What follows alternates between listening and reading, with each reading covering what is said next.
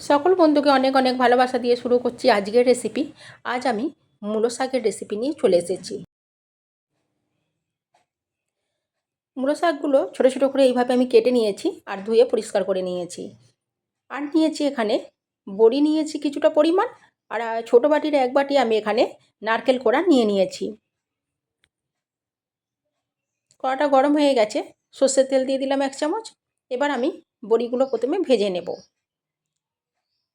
বড়িগুলো এখন লাল লাল করে ভেজে নিচ্ছি।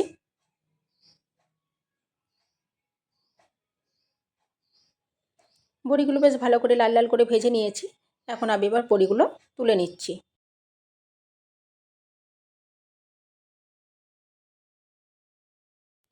বড়িগুলো তুলে নিয়েছি। কড়াইতে আরও 1 চামচ সর্ষের তেল দিয়ে দিলাম। দিয়ে দিচ্ছি শুকনো লঙ্কা আর কালো জিরে ফোড়ন দিয়ে দিচ্ছি।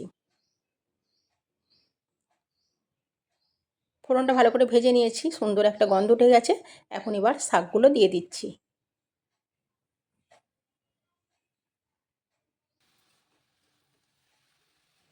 এখন হাই ফ্লেমে দিয়ে শাকটা একটু নাড়াচাড়া করে নিচ্ছি। শাকটা কমে গেছে অনেকটা। এবার আমি একটু চাপা দিয়ে রাখবো।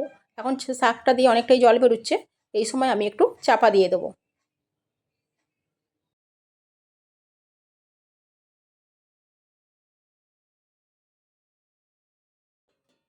আমি 3 মিনিটের মতো চাপা দিয়ে রেখেছিলাম, এবার চাপাটা খুলে নিলাম।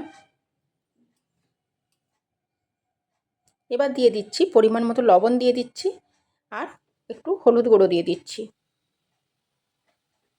আমি আগে দিইনি লবণটা, তখন এমনিই জল বেরোচ্ছিলো। আবার লবণটা দেওয়ার পর আরও একটু জল বেরোবে। এখন যেটুকু সেদ্ধ হতে বাকি আছে শাকটা, সেটা হয়ে যাবে এখন।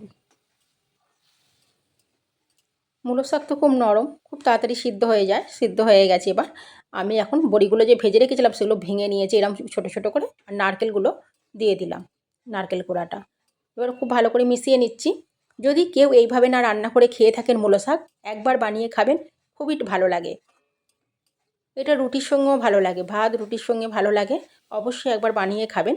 শাকটা আমার হয়ে গেছে, ঠিক এরকম শুকনো শুকনো হবে। আমি এবার একটা প্লেটের মধ্যে শাকটা তুলে নেব।